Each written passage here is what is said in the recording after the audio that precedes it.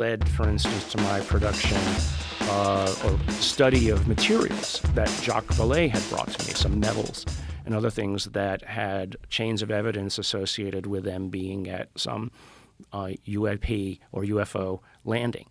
And so, interestingly, some of these metals were very unusual. Super high purity silicon, strange magnesium ratios, the isotope ratios are wrong, et cetera. Now, that's not proof of anything, but it's proof that somebody engineered them. So it's that plus the medical. Those are the kinds of reality-based tests that I can do to provide to my colleagues to say, here is data and evidence. Evidence isn't proof of evidence of anything. Evidence, like in a court of law, is just evidence that you provide to the jury of peers. Right? So, but I sort of have gone a step further. And that is, I'm like, okay, well, if these things are, let's say we get some advanced material, how do I prove that this advanced material was made by some superior intellect? Well, probably the atomic positioning of how the material is made is going to be more advanced than even our most advanced computer chip. So how do you determine that? Well, you need some sort of atomic imager that might tell you where the positions of the atoms are and what the bond structures are. That you say, well, that's something I can measure, and I can give those results to somebody else, and they can say, yeah, it's right or it's not. But at least I can say, no human, at least that I know of, could make this. So I started a company that I've raised money for with this new idea that I have for how to make an atomic imager, and we're doing it. And so, we've raised the money, we're building it already, and I know it will work. So when I have it, whether or not it's useful for looking at UAP materials is almost immaterial, because I know how useful it will be for the nanomaterials, the metamaterials, the alloys that the government, et cetera, uses for biology, et cetera. So rather than predicting what a protein structure or a DNA or a chromosome arm looks like, I'll be able to read its structure directly. I want to bring you back to you said it was 10 people that didn't have Havana syndrome, that they had some sort of an injury that was associated with a UAP event. What was their thing? Did they have an implant, or was there a... No, some of them had they had what you would call white matter disease in their brain, like they had been exposed to something. So white matter disease, if you have, for instance, multiple sclerosis, and you look in the brain with MRI, you'll see these white areas, which are basically dead tissue, scar tissue. They had things like that. One person, one of the pictures that I had was that they had claimed to have seen something in their backyard. They shone a flashlight at it, and the moment they did, they got zapped. And then you see the picture of the guy in the back of his neck, this huge welt and a bruising and a scarring that could there's no reasonable way you could have gotten something like that just by exposing yourself to a flame, as a for instance, or a blowtorch. And so it's these kinds of events that, and the unfortunate issue with these is that they're not repeatable. They're one-off anecdotes. Right. You certainly can't put a person in a place where they become bait for these kinds of events to occur. And so you're sort of... Some people would volunteer for that, though. Somebody might, yeah. To go get zapped. You know about the Travis Walton story, right? Very much, yeah. Yeah. What do you think of that? He's kept to his story over all of the years. That's what's so confusing. Yeah, I mean, he's had no reason. I don't know that he's profited off of it. I find it fascinating, but it's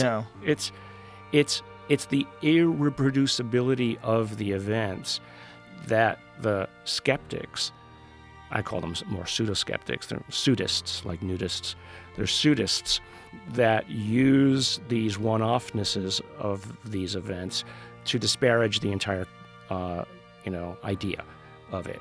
It sounds ridiculous. Well, of course it sounds ridiculous, because you're talking about something that is outside a fucking spaceship that zaps people. Yeah, it's ridiculous. And I don't think that even he would propose, Travis, that he was purposefully hurt. Right. I mean, if you walk across an airfield and get in the plume of a jet engine, you're going to get hurt. Right. You know. Yeah, and his story is that he was taken aboard to heal him. Yeah. That there was something happened to him during that event, but the crazy part is that all the other people that are in the truck, they witnessed it, and then they passed polygraph examinations. Right. They also told the same story independently when they took them and separated them, and then Travis Walton shows up 5 days later with the same clothes on, with this crazy story. Right. You know, so when people say that, you know, there's no evidence or where's the evidence, my first question to them is, well, what have you read any books about any of this? Have you spent even a moment looking into it? And, you know, I would point them at books like by Robert Powell and Michael Sword's UFOs and Government, which is not a proposal that any of this is real. It's just the story of these events over decades. And so there's books like that, dozens of them, that tell the story of data and evidence. How you contextualize it is, you know, up to your personal biases, let's say. But there's plenty of evidence. But if people haven't looked into it, if they have an opinion about it, and they haven't looked into it, they're more like priests than they are scientists. Yeah, it's also the public. The general public narrative is UFO equals kook. Right. You're a kook. You believe in that? That's ridiculous. That's ridiculous. And I don't believe in anything. I believe in the data and the evidence, and the evidence. There's not enough evidence for me to tell a colleague of mine it's real. Right. But there's enough evidence for me to say there's a question worth answering. So when you were talking about magnesium and whatever these alloys are, what is specifically wrong with them that you don't think that it was manufactured by like a standard sort of a alloy plant in the United States or somewhere else? Right. So the silicon that I'm talking about is from an event in Ubatuba, Brazil, which interestingly, there's another piece of it that appears to have been magnesium, but both of them are of a purity that is unusual for the day in the late 1950s.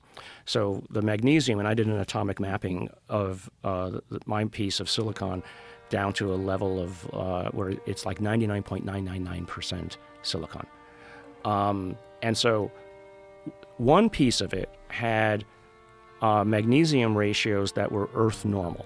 And these were impurities, let's say. The other piece were way off Earth normal. So, for instance, anywhere on Earth, if you look at the ratios of what the three magnesium isotopes are, 24, 25, 26, it should be like 80%, 11%, 9%, more or less.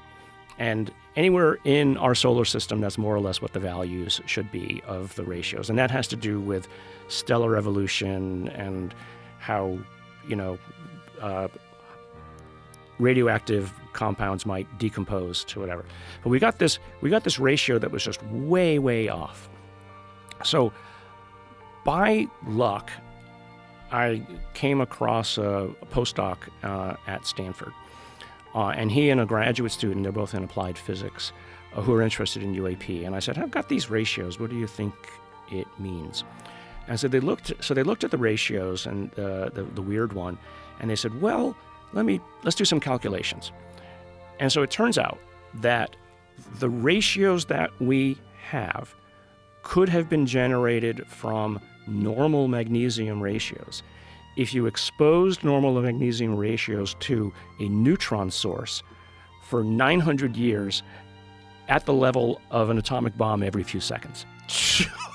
Okay, so Wow. So it's like I'm looking, and this data is literally 2 weeks old, but the calculations are math. So you're like, okay, well, where and how, you know, the chance of getting that number correct on three things is low, you know, to put it mildly.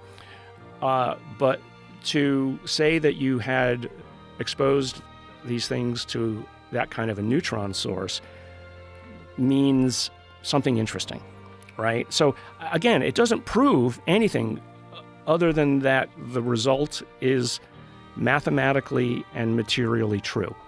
So what does it mean? Again, it just For a scientist like me who loves data off the curve, it's catnip. I can't help myself but want to know and understand more about it. Yeah. I mean, just what you said is what you said about the magnesium ratios. Like, that's... Has there ever been any debunkers that have some sort of an explanation for why you would find that? No. I mean... Do they think that your measurements are off? Well, I mean, the only way... you could create that ratio artificially by purifying each of those isotopes and then pre-mixing them to that ratio. But why you would blow it up over a beach in Ubatuba, Mexico in the late 1950s and then let it sit in a museum in Argentina for 50 years until Jacques Vallée ended up going and grabbing a piece of it and bringing it to me to measure on an instrument in the engineering